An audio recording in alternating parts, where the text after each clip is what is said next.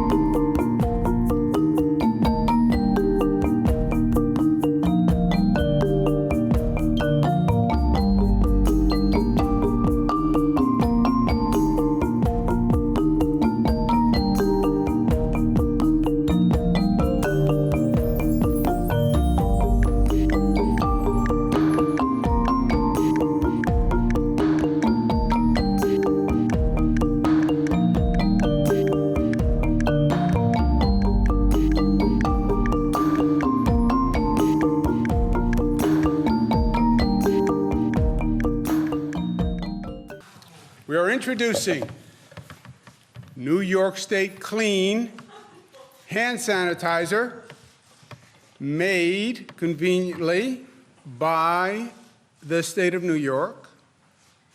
This is a superior product to products now on the market.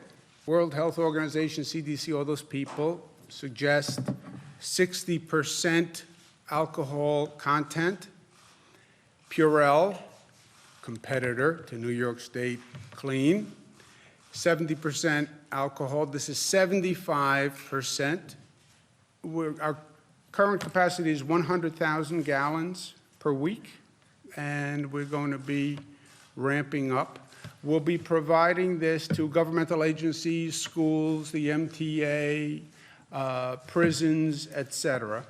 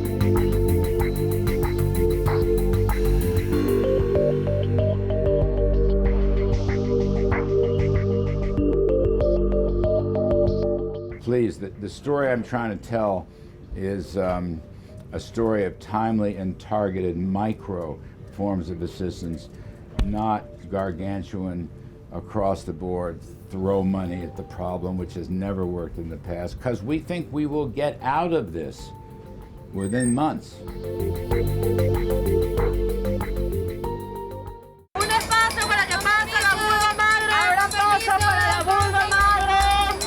Thousands of women in Mexico City are protesting against gender-based violence to demand that the government implements concrete measures to ease the rise in femicides, gender-based killings, and other forms of violence.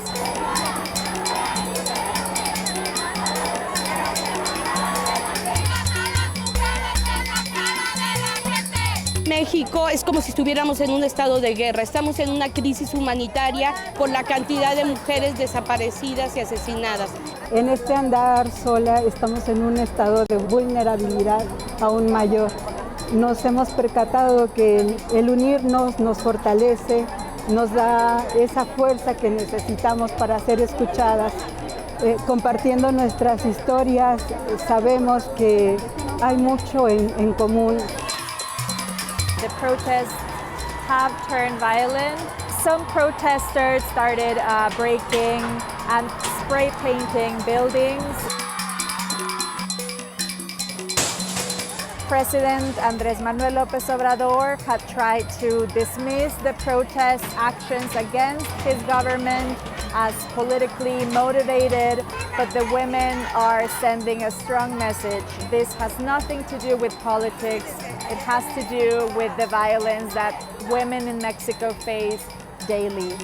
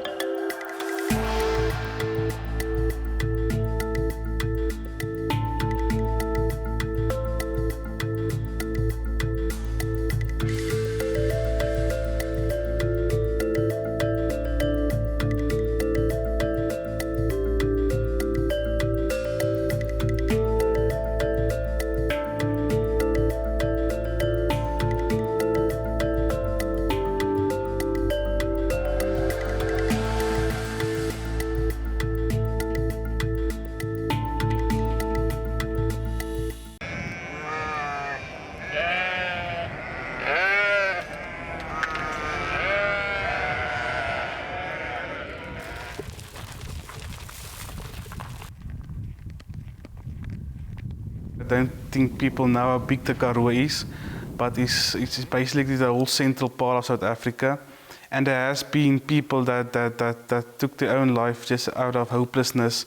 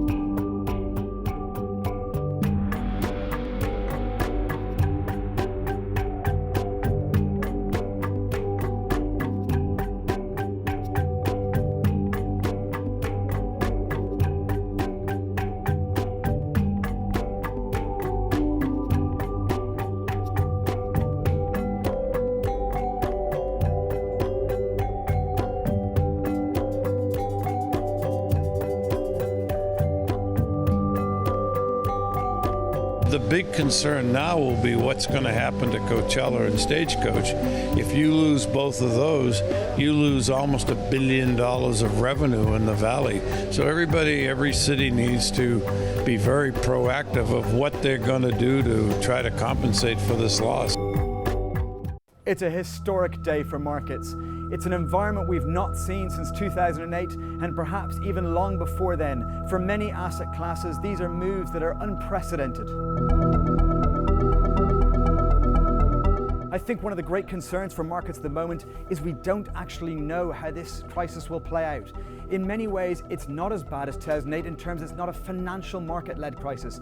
Back then, we were truly worried about the financial system collapsing, whether you'd be able to get cash out from your ATM tomorrow. That is not the case now. Most financial institutions are well capitalized. Banks are much more aware about how to provide liquidity.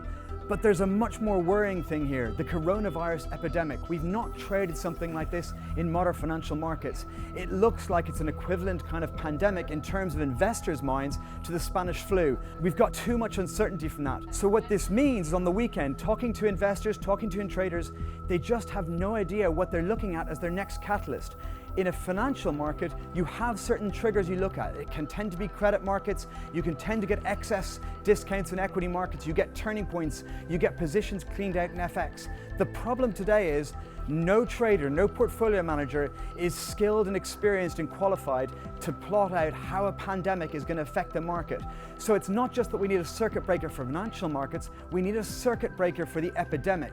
So that means that we're heading towards recessions in many economies around the world, but we don't even know whether that's the reset. How bad will the epidemic get? I'm Mark Cudmore, Global Managing Editor for the Markets Live blog, where you can get all your updates on markets 24 hours a day.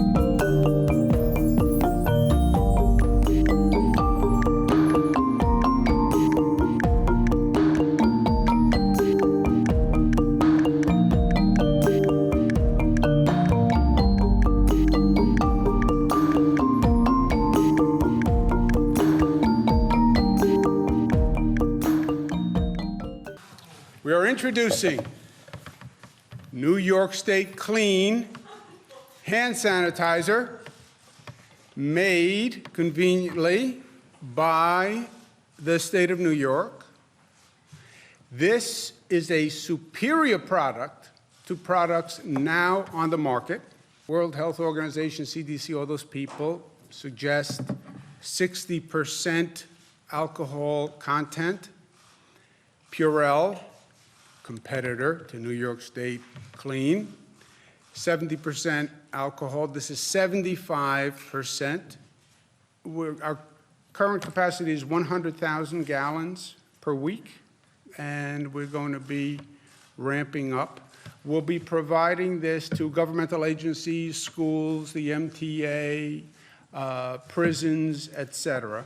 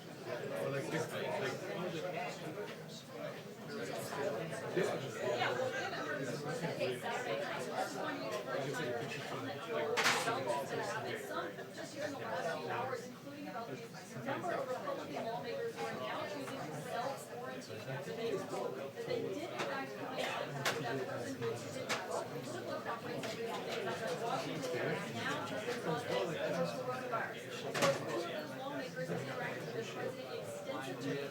One of them that wrote, of course, Matt Gaetz, wrote on Air Force One with the president today, was in the Easter game, spent the weekend out of tomorrow on the club, but also Doug Collins of Georgia shook hands with the photo of actually shaking hands with Trump on the tarmac in Georgia on Friday, and then went to the CDC with the president for that visit where they were in a lab talking about mitigating the spread of this virus. And so the question now is going to be, of course, how the president feels about this. Well, our sources who have been speaking with the president when he was at in Palm Beach over the weekend said that he did not seem to be taking it too seriously. They were a little surprised that he wasn't taking any extra precautions and working as someone who is self-described as a germaphobe, but they said really largely it was business as usual. But it looked like his average weekend, if there wasn't an epidemic spreading across the country, where he made a fundraiser involving major league baseball players, and he hosted the Brazilian president's dinner with a bunch of his friends there, as well, in between a few briefings that they've received from the vice president while there. So we're waiting to see what it is the president has to say about those members of Congress that he's come in contact with, who came in contact with someone who has coronavirus.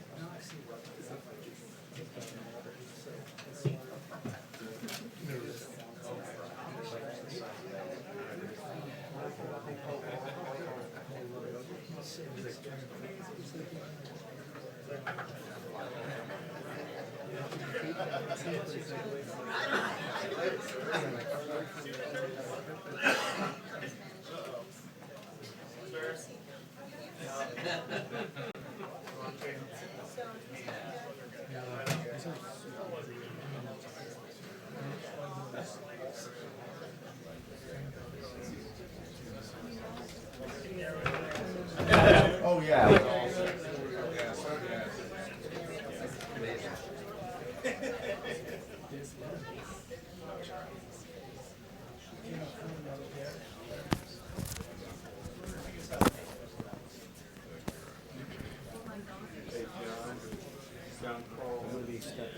I just don't want to alarm you, but we got the little show at 6:30.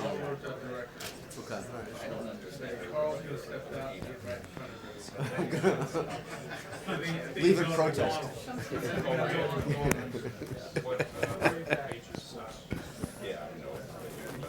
Hey, John.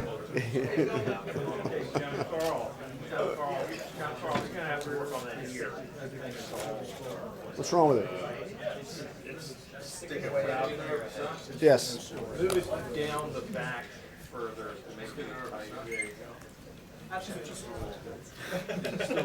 Is that better? Clean up real well. Yeah, right. Hey, can you guys hear me back there?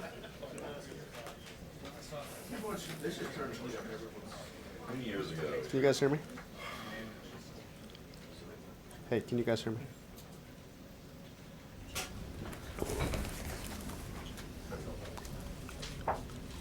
Did you just hear him interrupt you, John?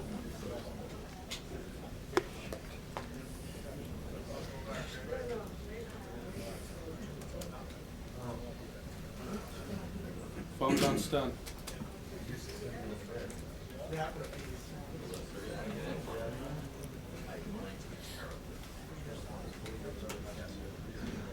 I want Shelley from time back. Yep.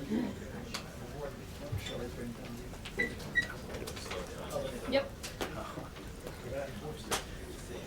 Did they give us a 2-minute warning?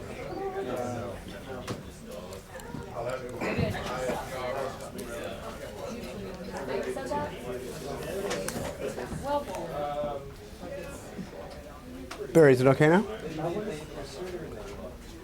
Barry? Yes, sir. Is it okay now?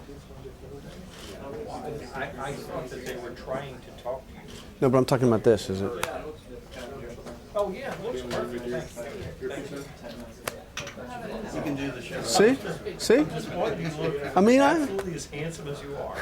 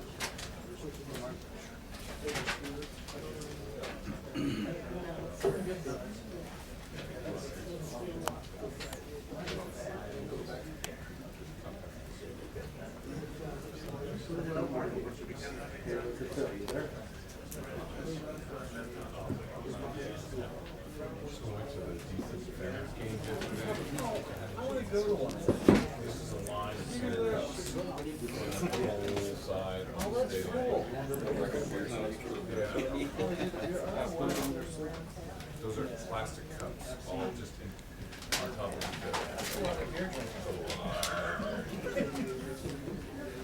How much were you taking?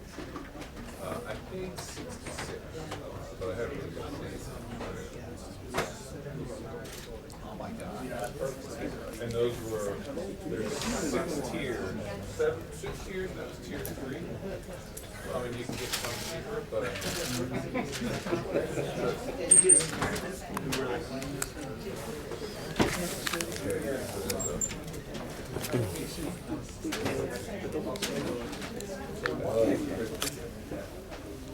hello?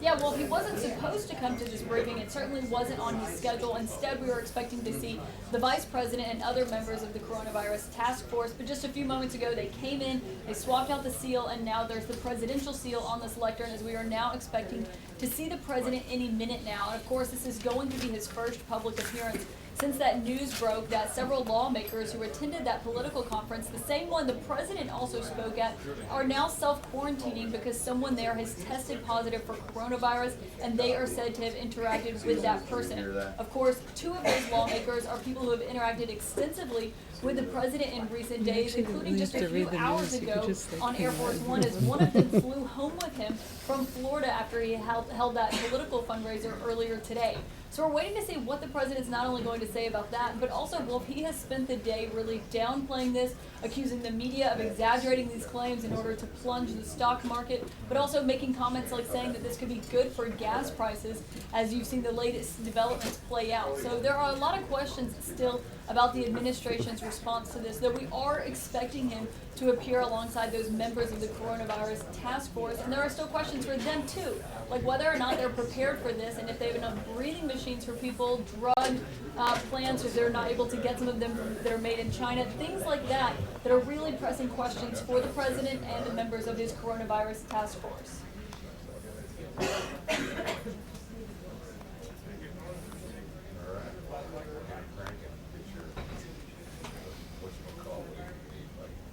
I did not.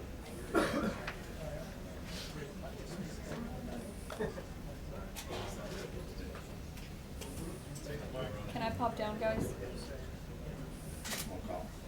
Okay, thanks.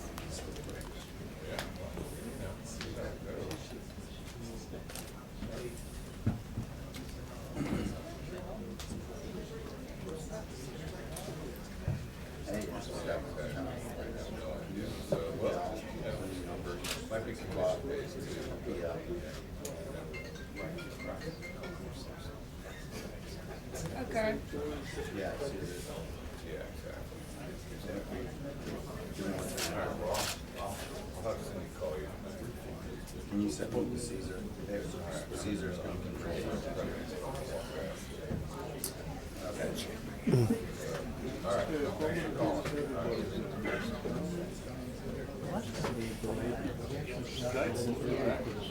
Yeah, there was 16,300 there yesterday.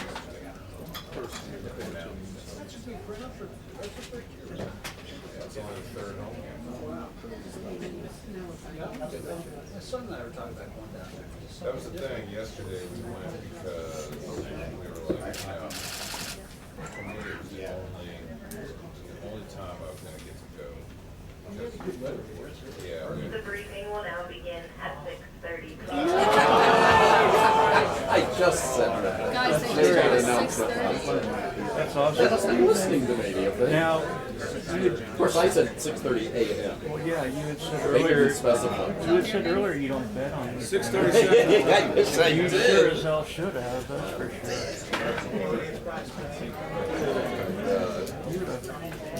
Made up for,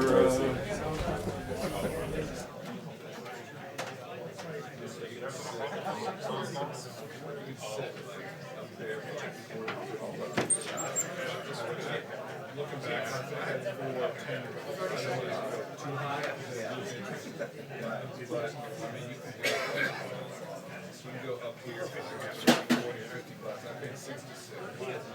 Not bad at all.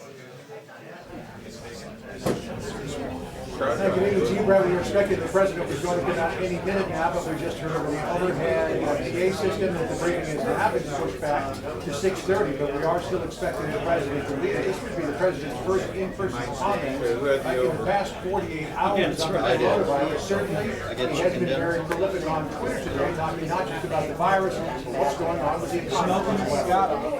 Yes. Hey. I just need to.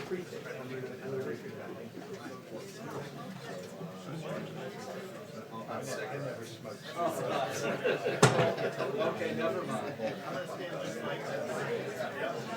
Just a left.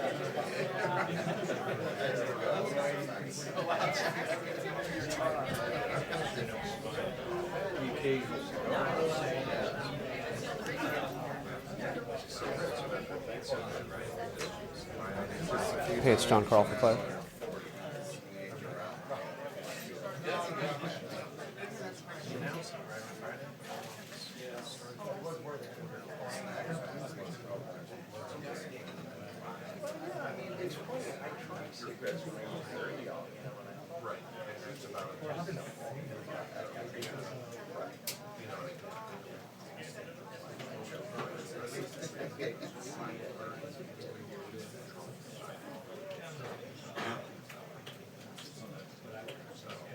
Did everything go all right?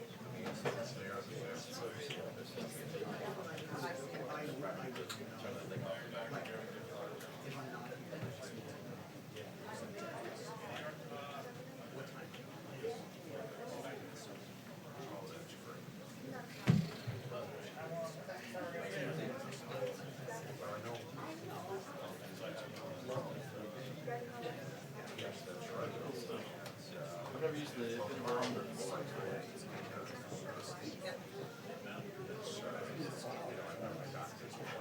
It really is. Yeah. Well, if you go into the menus, menu configuration is like it's a pretty impressive computer.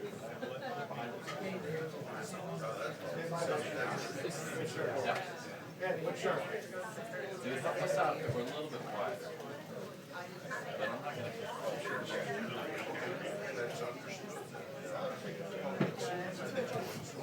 I'll come back in. Our stuff turns off. I'll come back. I'll come back bother y'all again. No, that's okay. It wasn't until Congressman Gates was actually aboard Air Force One that he discovered that he had vaccinated an individual at the conference. That's when Gates sat by himself in unoccupied sections of the aircraft. We'll hear from the president just in a little while this evening. On Wednesday, he plans to have Wall Street executives over here to the White House to see if he can talk them off the ledge. Stop the bleeding.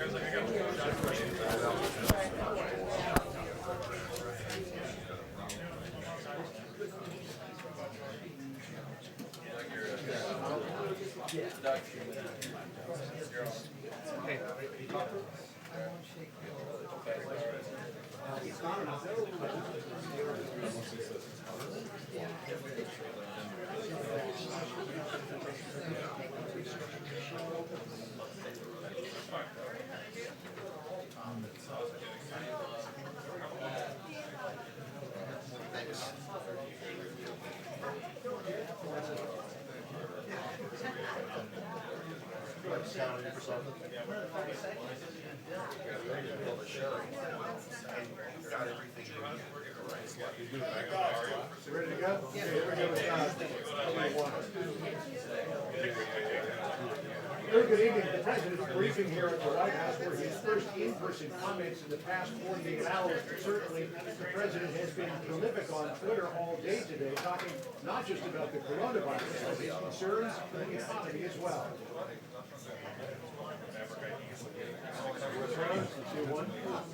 It wasn't until Congressman Gates was actually on board Air Force One that he discovered that he was in proximity to that sick individual at that conference.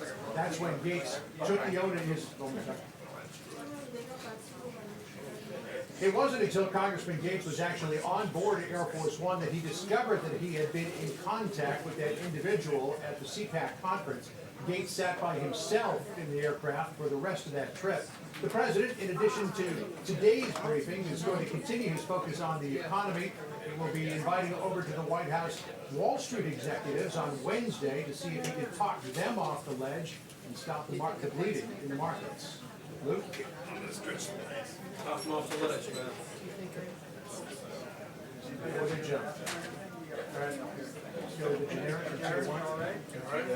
It wasn't until Congressman Gates was actually on board Air Force One that he discovered he had been in contact with that individual at the CPAC conference. That's when Gates decided to sit by himself in an unoccupied section of the aircraft.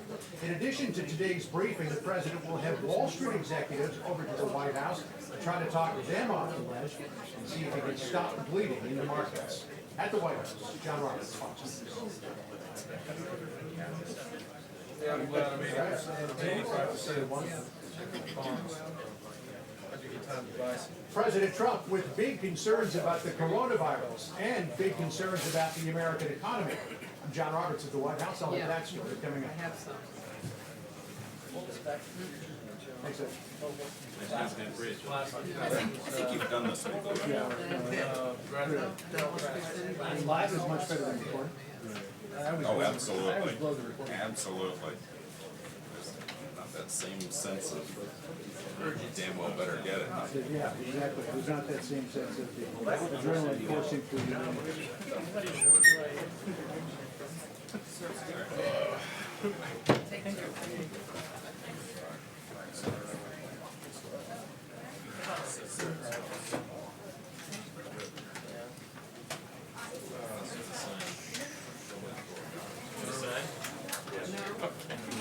It's a sign that he's here early. Yeah. Thanks, Bill. Yes, I was planning on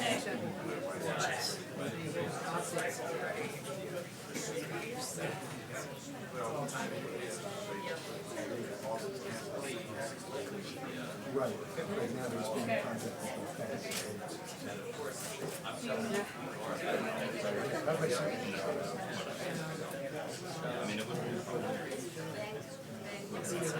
because when I was over, I told you.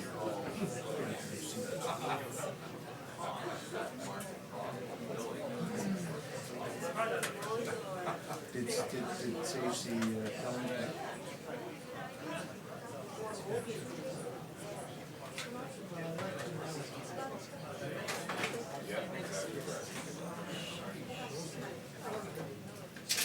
Oh, it takes a couple seconds to get. No worries. Good night.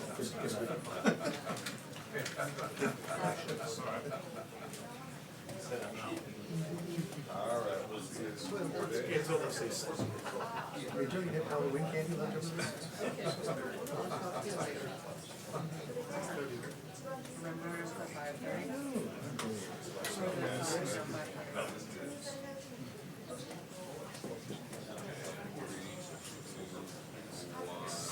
Thanks, Bert.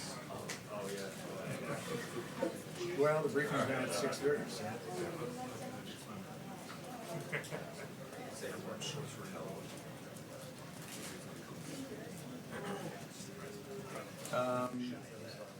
Why was it his face? Well, he probably has.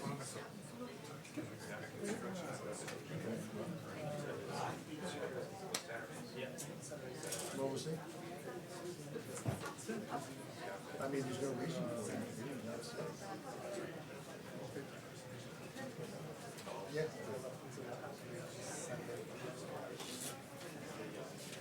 Thanks, sweetheart. We're here real.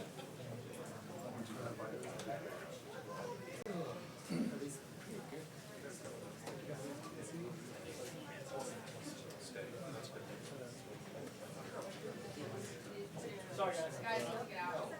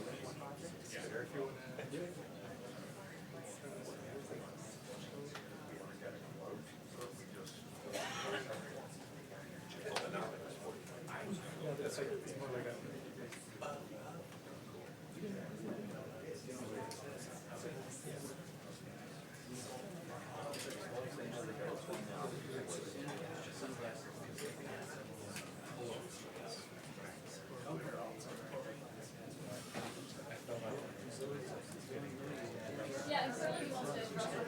He hasn't spoken to them all day ever since when he went to that political fundraiser in Florida, ever when he landed in the White House, and now we're waiting to hear from him. And it'll be interesting to see what he has to say, given how much has changed over the last 24 hours. The president, for the last several days, has been downplaying this, continuing to insist that the media is exaggerating reports about the coronavirus. And of course, he's even been resistant to suggestions that he change his schedule or make adjustments to it.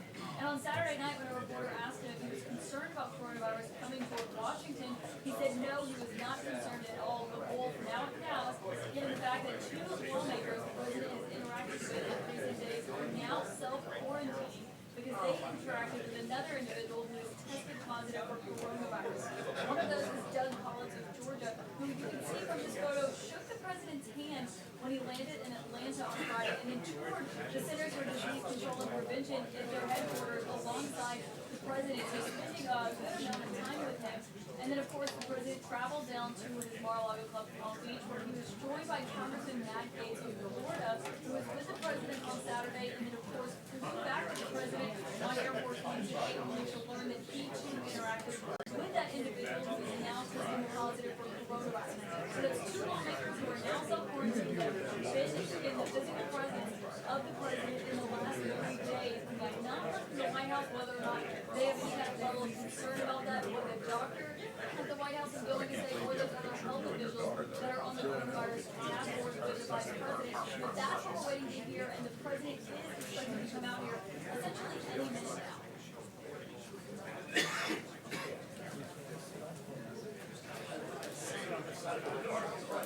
Yeah, I had a big birthday. 6'5", maybe.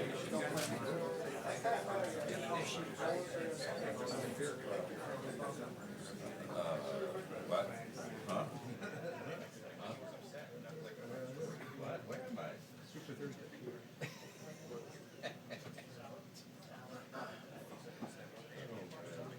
Well, of course, we're going to be set for us as an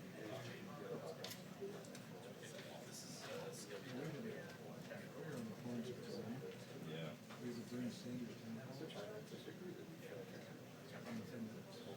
We're all assuming 6 a.m.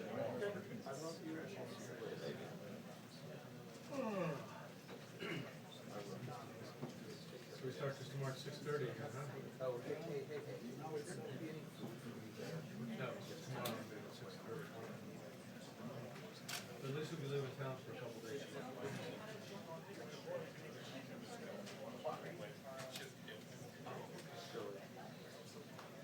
Okay. I mean, there'll be enough for me there, so I'm going to be here.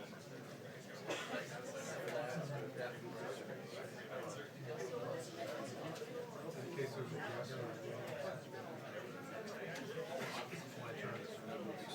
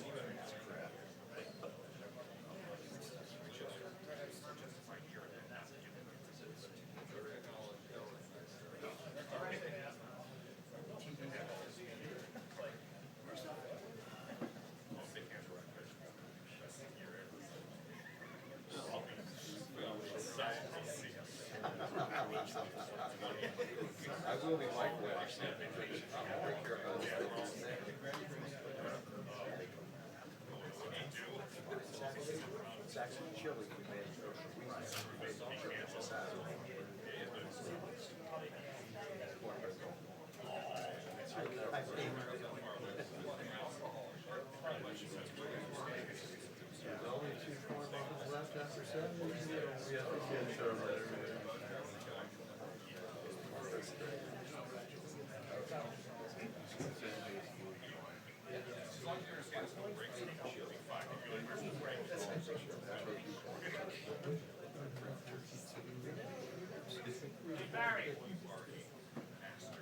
I'm back in if you want to. Okay, thanks. I don't think mine ever went away, actually.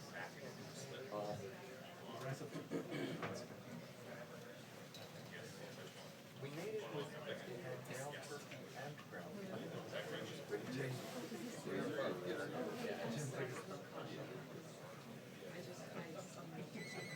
I'm sorry. Okay. Okay, perfect. Thank you so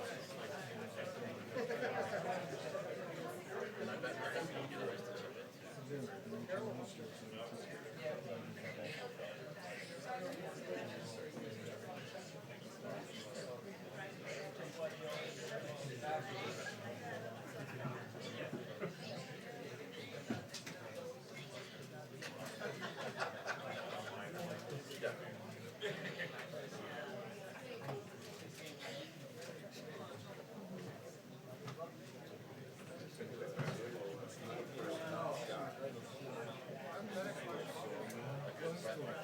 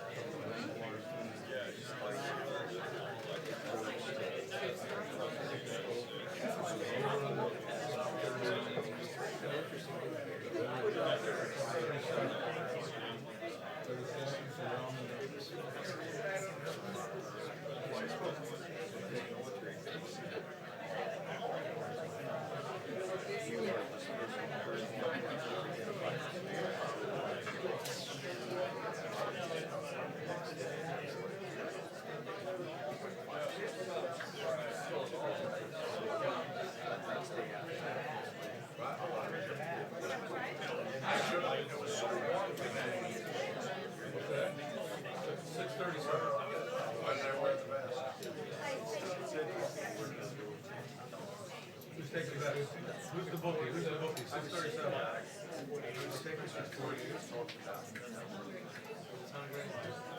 I'm just hungry. I don't think you're food.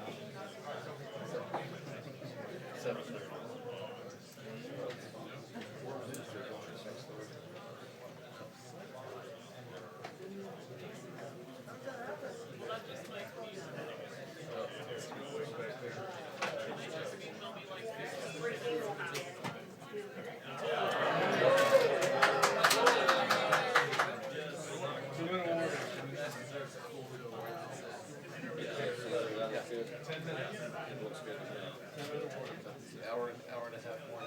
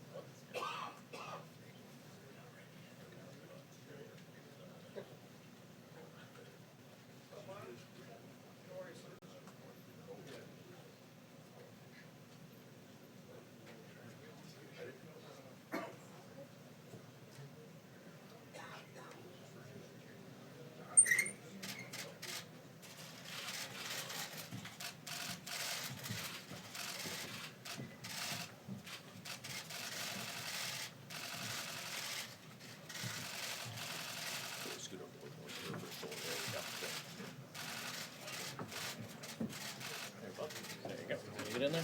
There we go. Good. There we go. Good, good.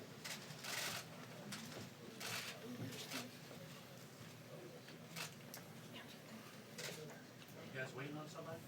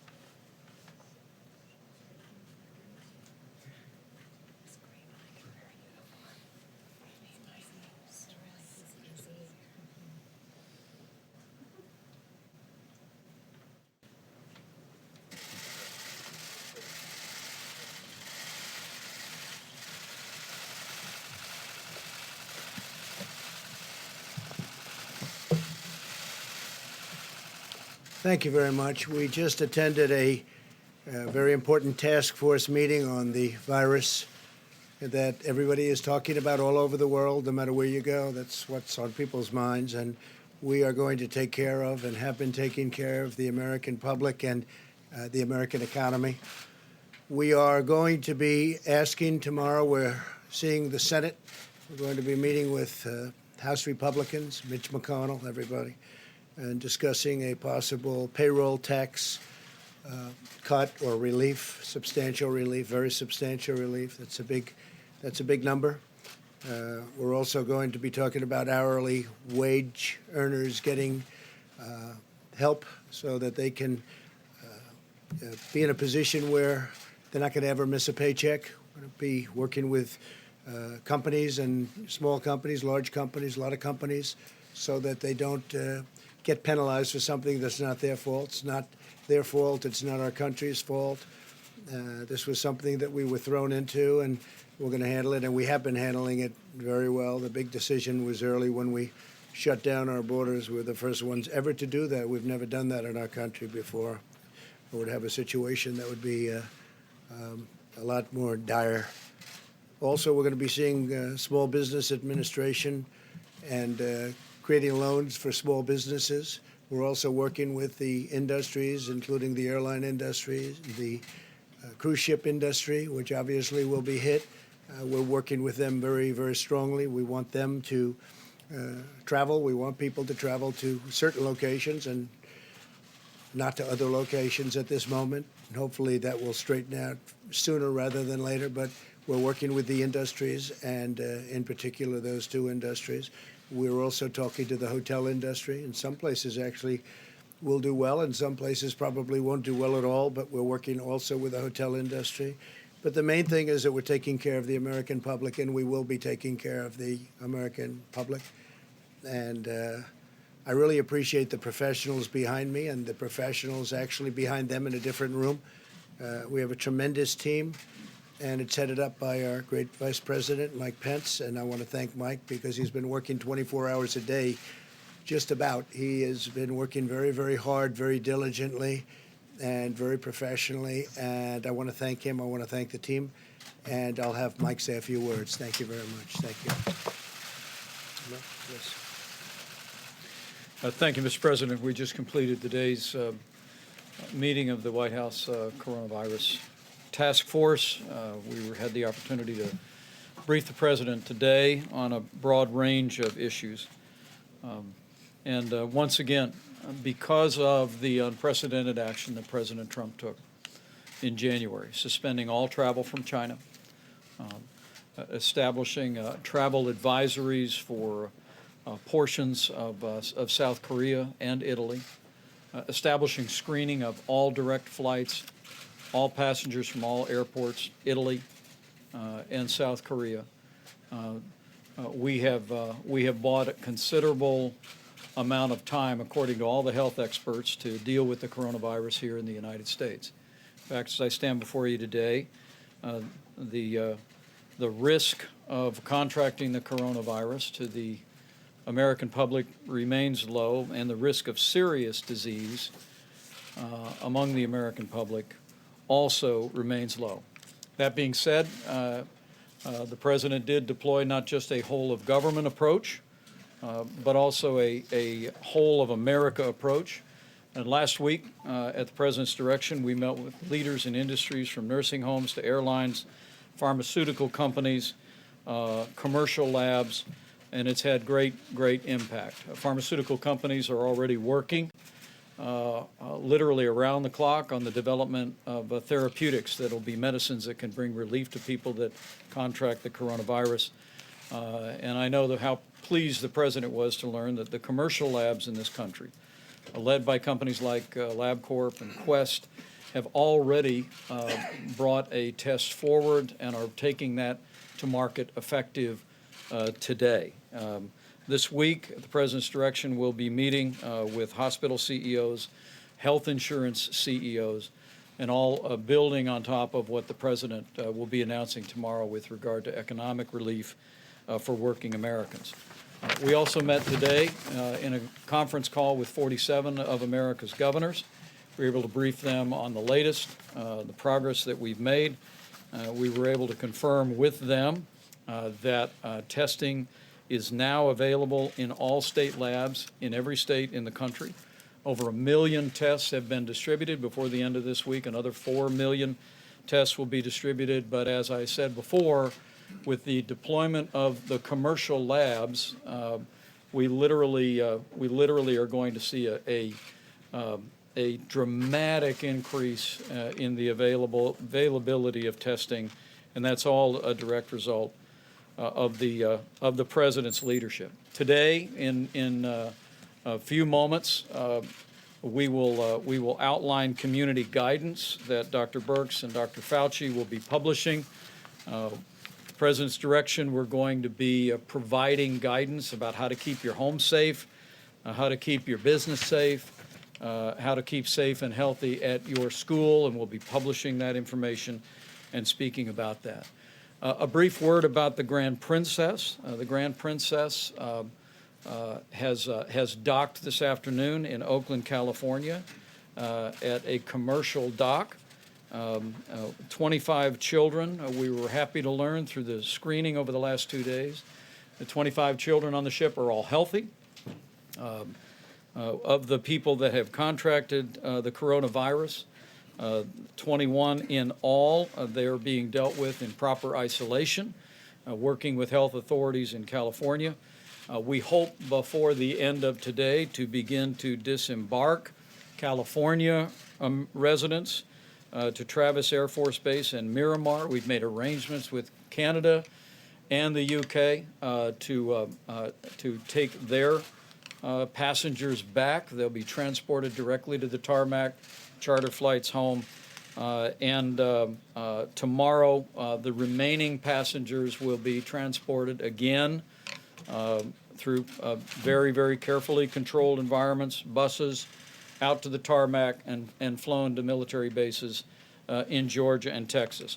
All the passengers will be tested, isolated as appropriate, quarantined as appropriate, and I want to express appreciation to the Governor of California and his administration, the Governor of Georgia, the Governor of Texas for their strong cooperation with us in resolving the issues around the Grand Princess. It has been a partnership which the President directed us from the very beginning, and the process that Bob Kadlec will detail in any questions in a few moments continues to work and move forward.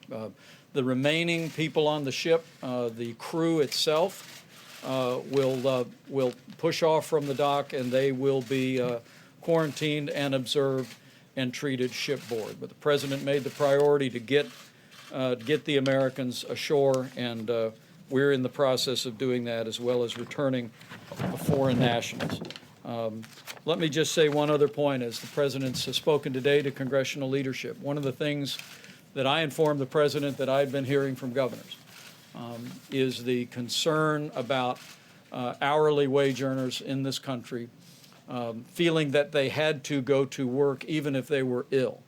And the President has tasked this economic team and is working already with leaders in the Congress to make sure that that anyone feels that they are at risk of losing their job or losing a paycheck because they may contract the coronavirus.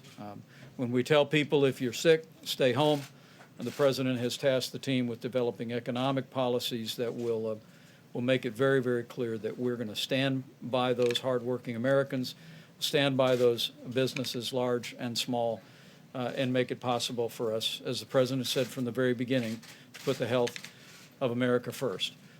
We'll be available to take any questions on any of these topics, but Mr. President, I didn't know if you wanted to speak a few more. I think what closing. we will be doing is having a news conference tomorrow to talk about various things that we're doing economically. They'll be very major, including obviously the payroll tax cut.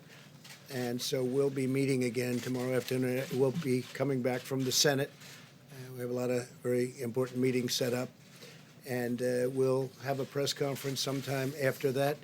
and we'll explain what we're doing on an economic standpoint and from an economic standpoint, but they will be very dramatic, and we have a great economy. We have a very strong economy, but this blindsided the world, and I think we've handled it very, very well. I think they've done a great job. The people behind me have done a great job. So I will be here tomorrow afternoon to let you know about some of the economic steps we're taking, which will be major. Thank you very much. Have you been tested? Have you been tested, Mr. President, have you been tested? Thank you, Mr. President. Has he been tested? Have you been tested? I have not been tested for the coronavirus. Has the president? Has the president been tested? He's been in contact with people who were in proximity to somebody who had the virus. Let me be sure and get you an answer to that. I honestly don't know the answer to the question, but we'll refer that question and we will get you an answer from the White House physician very quickly. Let me ask Dr. Fauci and Dr. Birx to come to the podium. You all and the American public will have at their fingertips very quickly guidance that this is for every American.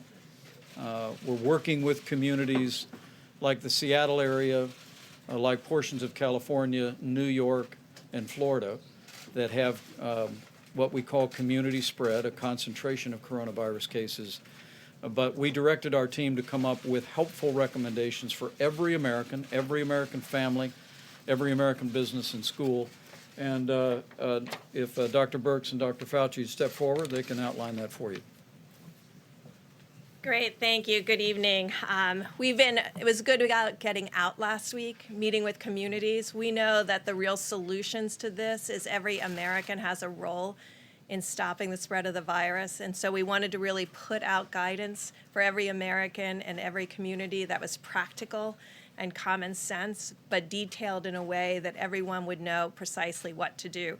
The guidance will be around how to keep workplaces safe, how to keep schools safe, how to keep the home safe, and how to keep commercial businesses safe where people would eat or be present.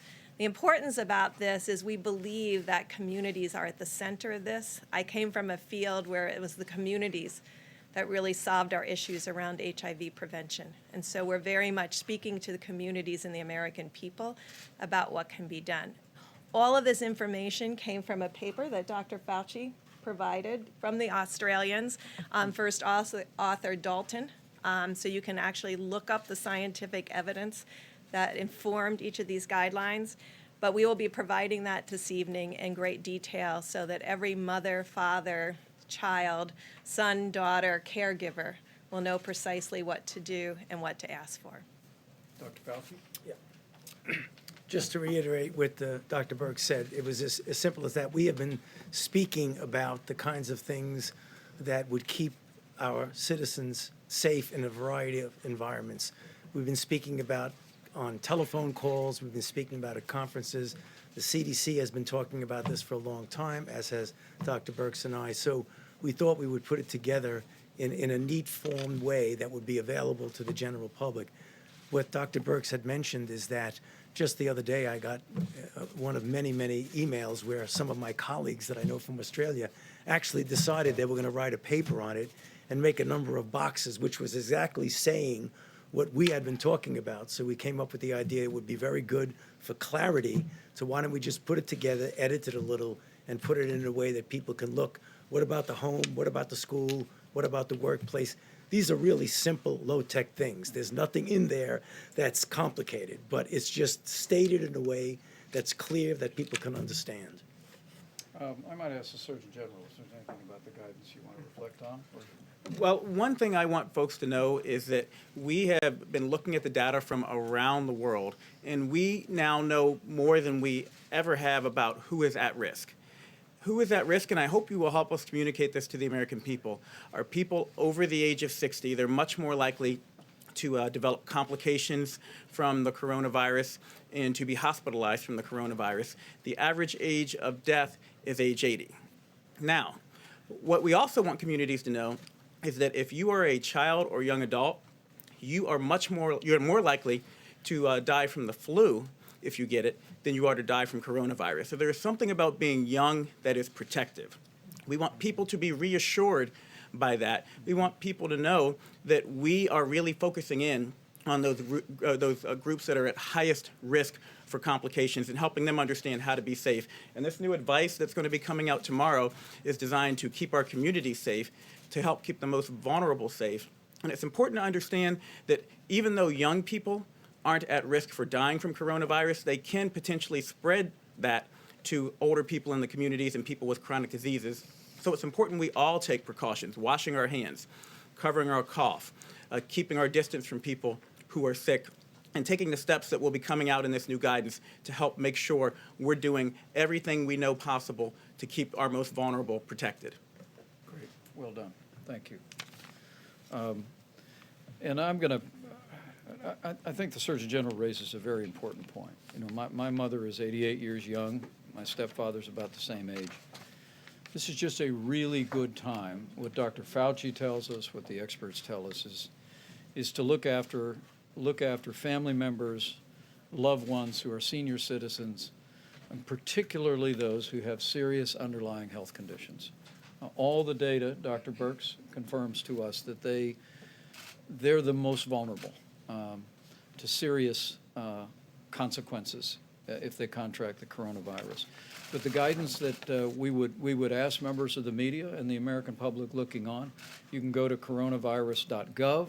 This information will be posted tonight, and hopefully it will be useful, helpful, common sense for families, for schools, for businesses, and for commercial establishments that welcome the public in, just to create the kind of practices that we believe will mitigate the spread of the coronavirus across the country as a whole. But with regard to seniors, I might just ask Seema Verma to step up and speak about. Last week at the President's direction, we raised the standards for every nursing home in America with regard to infectious disease, and we are deploying all 8,000 of our inspectors in every state, as we told the governors today, to focus exclusively on infectious disease compliance at our nursing homes. Our hearts break for the families at the Kirkland Nursing Home in Seattle. The loss of life has been grievous, but we are sending the message out, working with our governors to make sure our nursing homes and long-term care facilities have the additional layer of protection against the spread of the coronavirus. And maybe you'd give us Thank you. Thank you, Mr. Vice President. As he said, that's exactly where our focus is. It's around infection control, and we're working with the entire healthcare industry. Today we issued more guidance to nursing homes about really upping their screening of people that are coming into the nursing home and making sure that they're gloved and they have masks so that we can protect people that are in the nursing homes. The other thing that we're doing is, because we know that many of our senior citizens are vulnerable, we want to make sure that they know that the Medicare program is behind them, and we're here to support them. We're letting our patients know that they can get a coronavirus test and that there is no cost sharing associated with that for our seniors on the Medicare program. And we're also letting them know that because of the President's leadership, over a year and a half ago, he took action to actually extend more telehealth benefits to our nation's seniors. And this is a very historic change that we made under the President's leadership. And so if they're sick and they're ill, they can call their doctor, they can Skype with their doctor, and Medicare will reimburse for those services. And we've also, in our conversations with governors today, we've talked about having telehealth services also available in the Medicaid program. Great. Let me invite Bob Kadlec, who is Deputy Secretary of HHS, to come forward as well to fill us in on the latest on the progress on the Grand Princess. Thank you, Mr. Vice President. That is dockside now and is going through a very careful process of having Americans and foreign nationals come off, and everyone will be tested. Thank you very much, sir. And yes, we began our medical operation to basically disembark those passengers on Saturday. We placed a medical crew on that boat to augment the physicians and nurses that were already on the ship. We basically ensured that the quarantine on the boat and isolation were being enforced, and then evaluated first the children and those who were ill, identifying anyone who is severely ill if possible. When the boat arrived on dockside today, additional medical personnel came on board, and we began an orderly disembarkation. Our intent is to basically disembark about half of the passengers on the boat today and the other half tomorrow. And everyone will be medically screened before they get off. If there's any question about their physical or health, they'll be screened again more additionally. And then they'll be transferred to one of the 4 quarantine sites in the United States: Travis Air Force Base, Miramar Naval Air Station, Lackland Air Force Base, and Dobbins Air Force Base in Georgia. The foreign passengers will be transferred. The Canadians will be taken back to Canada, and we're working with the United Kingdom to return their passengers back to the United Kingdom. But we're doing this all in cooperation with the great support of the state of California, the city of Oakland, and with the support of the Department of Defense, Department of Homeland Security, and the U.S. Coast Guard. Thank you. Great. And on the subject of testing, we had a very good discussion today, as I mentioned, with 47 governors, and outlined for them all of the different testing methods that are available. We have tests now in every state lab in America, but we're rapidly expanding that. And let me ask the Secretary of HHS to give us the latest on the availability of testing to the American public and to the states. Great. Thank you, Mr. Vice President. So we continue with our strategic plan at HHS across all of the components represented by many of the leaders here, which is to diagnose, to treat, to contain, to mitigate, to research, and communicate. It's what we do in a healthcare crisis situation. One element of that is the test, which of course CDC developed in record time after getting the genetic sequence posted from China. That then was available at CDC, and from that point on, there was no individual that a public health official needed to get tested that CDC didn't have surplus capacity to test. But we've been moving progressively to bring that test closer and closer and closer to the patient and to the bedside, and to make it as easy as possible for us to use testing, very much in line with our peer countries facing similar epidemiological circumstances. At this point, we, as many of you who were here on Saturday for the briefing know, we have over 1 million tests that have shipped from CDC and 2 private contractors that are the CDC type of test. Those are now out, and as the Vice President mentioned, every state public health lab is validated and operating those tests. In addition, hundreds of thousands of those tests are in hospitals, in private labs, in commercial labs. We now have a total of 2.1 million tests that are available, either shipped or waiting to be shipped or waiting to be ordered. We, by the end of this week, expect to be able to be producing up to 4 million tests per week in the United States. And that is on top of what the private commercial entities, the companies you know of like LabCorp or Quest, using their technology, the tests that they're getting out, which is an even better experience for the patient because those work, they are able to actually collect samples directly in doctors' offices, have a very sophisticated collection system to their labs, again, making it a very much more seamless patient experience. They're now validated and getting up and running, and that you'll see even more of that. So as I said, over the next week or so, you're just going to see a progressively better patient and physician and provider experience connected to diagnostic testing here in the United States. Thank you. So how many have been Very tested good. so far? Do you have that Well, number? maybe questions in just a moment. We'll come back. We'll come back. With that, I want to invite the director of CDC to come forward just to give you an overview of where we are in the country with regard to cases, and then we'll take questions on any of the topics. Thank you, Mr. Vice President. We do continue to see an increased number in cases. Again, as we said we would, as time passes, we currently have over 500 cases now in the United States outside of the repatriation cases and the cases on the Diamond Princess. We now have cases in 35 states that have been reported in the District of Columbia. I want to reiterate what the Vice President said, despite what I just said here, is that at the present time, the risk to the American public does remain low. We do have several community outbreaks, which we're focusing on in the Seattle area, in the Santa Clara, California area, in Westminster in New York, and in Florida. And these are areas that we're investigating heavily to try to understand the transmission mechanisms there and begin to help these jurisdictions begin to operationalize a series of mitigation strategies to help, again, to slow and contain the outbreak. Thank you. And let me say, just before we go to questions, coronavirus.gov. For the American public, for healthcare professionals, it is a comprehensive website. We're adding to it every day. And also, Dr. Birx, we're working very diligently to establish a single website where people can go to track all of the cases and where they're emerging. Questions, please. Could I ask you and Secretary Mnuchin, if I could, the Yeah, stock please. market, a huge slide today, and people on Wall Street now talking about the possibility of a recession. Some people saying it's a better than 50-50 chance that that will happen. How worried are you that that will happen? Well, let me just first say, today was an unprecedented move in the oil market. So, we saw a overnight reaction of over down 20%.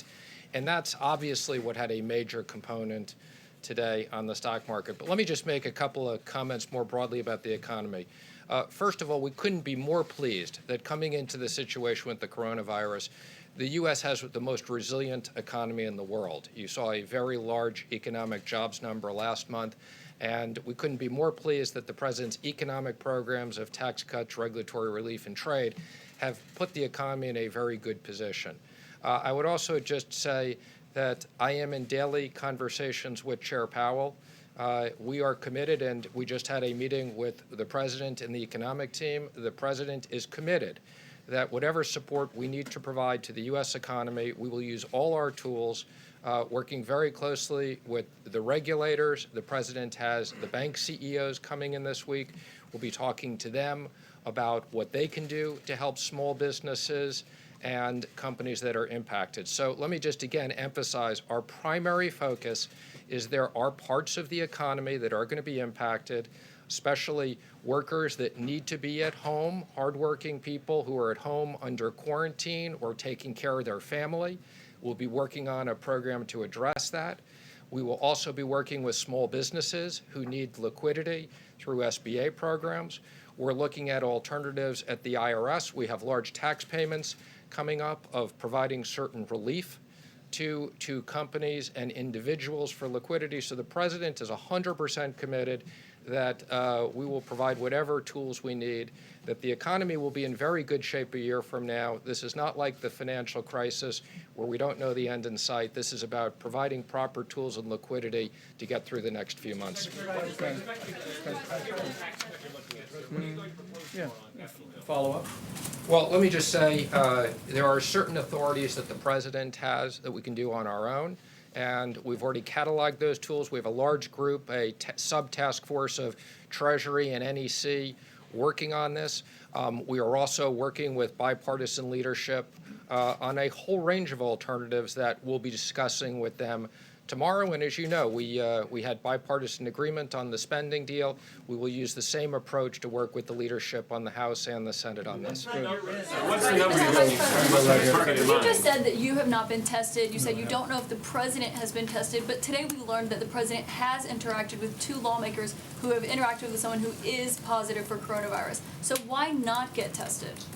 Well, I just simply don't know what the White House physician has recommended to the president, but I promise you we'll get you that information. When do you think you could let us know if the president has been tested? We'll let you know tonight, right away. Yeah, but look, this is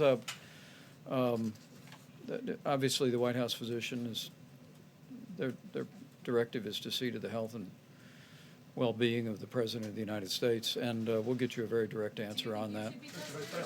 I've had no recommendation that I would be tested, and but let me just say to everyone, I really do believe that the guidance that we put out today would be very helpful and very encouraging to Americans. It was fashioned by Dr. Birx, Dr. Fauci, some of the leading experts in infectious disease in the world.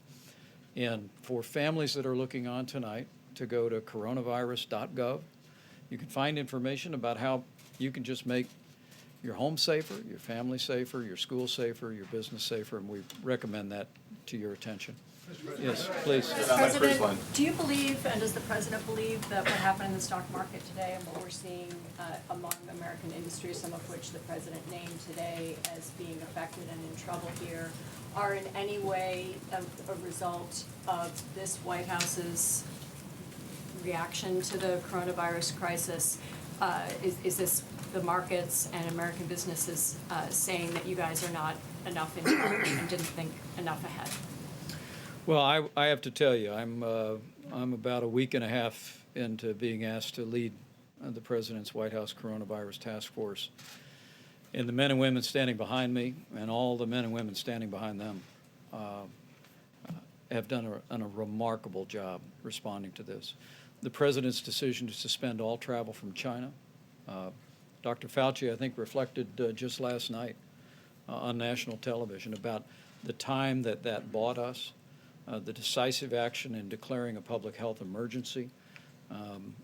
I really do believe that the American people can see that this president is putting the health of the American people first. But make no mistake about it, as we go forward, and particularly as we have more testing available, we have these communities that have community spread, there will be more cases. But we simply ask, we ask today for the American public to join with us in the common sense practices that will mitigate the spread of the coronavirus. And also particularly, we're asking every American to look after our seniors who have serious underlying health issues. They are clearly the most vulnerable, and that's where the focus of our energy is today, even as we do everything that we can, working with governors at every level, state and local public health officials to limit the spread of the virus. If I could ask a question of Dr. Fauci. Thank you, Mr. Vice President. Dr. Fauci. You're up to it. More and more organizations, charities are canceling fundraising events, other events. Is that prudent? Is that an overreaction? Do you think the president should continue with campaign rallies? And do you believe that people, even if they're healthy, should get on board a cruise ship? Okay, so there's multiple different questions, John. So the idea about individual entities, governors, mayors, or whatever, canceling activities that are not coming from a direct recommendation from the federal government, I think that they have I know they have the authority to do that, but what they're probably acting on is what they would consider for their citizens an abundance of caution. Most of the time when that happens, it usually is in an area where there is already documented community spread. And Dr. Redfield mentioned the 4 areas right now that are having community spread that's documented. But there may be, as we know, it's a possibility that there's community spread going on in areas in which we're not detecting it yet. And I think that's the response of the individuals, be they mayors or governors who have you, who are doing that. So I wouldn't criticize them for that. They're using their own individual judgment. And to me, I think that would be prudent. Campaign rallies? I can't comment on campaign rallies. It really depends. We are having, as we've all said, this is something in motion. This is an evolving thing. So not sure what we're going to be able to say at the time where you have a campaign rally. If you're talking about a campaign rally tomorrow in a place where there is no community spread, I think the judgment to have it might be a good judgment. If you want to talk about large gatherings in a place where you have community spread, I think that's a judgment call. And if someone decides they want to cancel it, I wouldn't publicly criticize them. Mr. Vice President, I had asked one last one about cruise ships because a lot of people are planning cruises over the spring break. Would you recommend that anybody, even a healthy person, get on board a cruise ship? Yeah, I think if you're a healthy young person, that there is no reason, if you want to go on a cruise ship, to go on a cruise ship. Personally, I would never go on a cruise ship because I don't like cruises. But that's another story. But the fact is that if you have the conditions that I've been speaking about over and over again to this group, namely an individual who has an underlying condition, particularly an elderly person that has underlying condition, I would recommend strongly that they do not go on a cruise ship. And let me also say, John, I think you raise a good point. We're expecting a proposal tomorrow. The DHS, the Coast Guard, all of our health officials are currently discussing with the cruise line industry. I was in Miami on Saturday. We made it very clear that we needed cruise lines to be safer, to establish and to embrace new protocols, screening on board, screening off, new medical protocols, shipboard processes for evacuating people that may contract coronavirus or a serious illness. And I know the president was grateful that our cruise line leadership all stepped up to the table. They said they're ready to go to the next level. And so we'll be reviewing that proposal tomorrow with the objective that apart from the Americans that Dr. Fauci just described, the seniors with serious underlying conditions, we're going to work with the cruise line industry to improve the safety, improve the health environment on cruise lines in the short term and in the long term. Yes, Mr. President, Thank you. Sorry, I got it. Last time President Trump was in this room, he told us that the number of U.S. cases was 15 and would soon go down to 0. You guys are saying today that the number is going up and it's more than 500. What is the discrepancy and how was he so wrong on that number? Oh, look, I think what the president was referring to is that we will have people that test positive and then they get better. President Trump wants the American people to know, and I'm going to ask Dr. Birx to reflect on this for a moment. The vast majority of people who contract the coronavirus will get better. And the president's just challenged our task force as the numbers grow, and they will. We'll continue to test more and more Americans. We are, as I'm standing here. That it's also important to remember that people, with the vast majority, get better completely. Some large percentage have mild flu symptoms. Some have serious flu symptoms. But then, of course, for the Americans you heard the Surgeon General refer to, seniors with underlying serious health conditions Dr. Fauci referred to, we're committed to lean in and to make sure they have the support they need. But the president's focus here is just making sure people understand that while the numbers grow, there are people that come off the list because they get better. And Dr. Birx, did you want to reflect on what we know about the cycle of the coronavirus? Yeah, thank you. So we know the coronavirus reacts a lot like the flu in the way it spreads and in the way we prevent it. And so when we put out the guidelines to the American people, they will reinforce the guidelines, and we hope the number of flu cases go down too, because people will really be what we call situational awareness. I did want to add one piece to our cautions about people with pre-existing condition. We also know that there are children with pre-existing conditions, and we know that there are individuals that are undergoing chemotherapy for their treatment of cancer. For those individuals, if they have what we call decreased number of white cells, and they will have that discussions with the doctors, they are given often a sheet of paper that really describes how they need to protect themselves and how their family needs to protect them. So I want to make sure that we understand, yes, we're concerned about the elderly, we're concerned about others with pre-existing condition, but we're also concerned about anybody who may be in what we call an immunodeficiency state, having less white cells and less able to combat any virus. We want to protect all of them from the flu, and we want to protect all of them from coronavirus, and that's why these guidelines are particularly important. Last question. You said you'd answer the question about tests. It really is important, I think. And I want to ask all of the journalists in the room, do what you can to distribute this information, coronavirus.gov, because exactly the reason that Dr. Birx just said so well, that we want to make sure that families have the tools, businesses have the tools, even in areas where we don't have a significant outbreak of the coronavirus.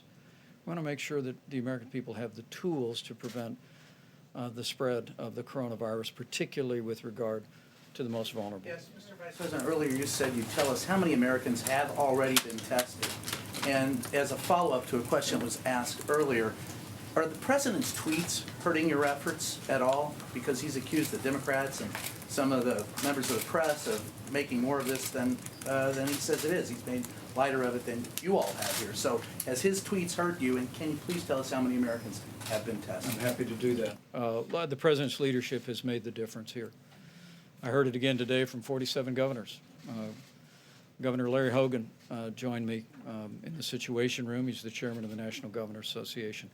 I think every American would be inspired if you could see the way, under the president's leadership and in cooperation with governors in every state and every territory, we literally are working seamlessly on behalf of the health of the American people. I'm going to invite the Secretary of HHS to come up and speak about how the number of tests that have been done and where we are. The tests that are available, he's addressed, but in terms of those that have been conducted. So we've told you, we'll tell you what we know and what we don't know, okay? So there are different types of tests that get sent out. The CDC's test that CDC is sending out, that's that enough to test 75,000 people that was sent out last week. Those go to public health labs, about 80 labs in the United States, one in each state at least.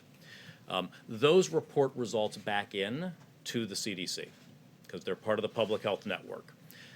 The larger quantity of tests that shipped, about 900,000 of the tests that shipped by this weekend, and then so many of the remainder of that total 2.1 million tests, those go to hospitals, private labs, others for testing. They don't currently have to report to us that they've conducted a test or what the result of that test is. The CDC is actively working right now to build that IT connectivity with them so we can gather that information. So right now, I could not give you a number of how many Americans have received a test because many will have received a test through hospitals or non-public health labs. And so let's work. We're getting the system, the IT system up through CDC. We want to give you accurate information as we go. Dr. Redfield, is that fair? If I may, everyone, thank you all for being here. We will be back here tomorrow, and we'll continue to bring the latest information forward to the American people. Again, let me encourage all of you here and everyone looking on around the country to go to coronavirus.gov. Get really useful, practical, common sense recommendations about how to make your home safer, how to make your school safer, how to make your business and any enterprise out there safer. These are practical recommendations from the best experts in America, and we commend them to your attention. But let me also just have a word of encouragement to everyone. I want to say again, all of our medical experts, apart from the areas where we have community spread and we're focusing resource, the risk of contracting the coronavirus for the average American remains low. It will remain that way more so if all of us continue to practice common sense habits in our home, in our businesses, in our schools, in our public institutions. And so it's important to remember what President Trump said. We're all in this together. It's not just going to be a whole of government approach. It's a whole of America approach, and together we'll get through the coronavirus. Again, details on all the latest information, coronavirus.gov. Thank you.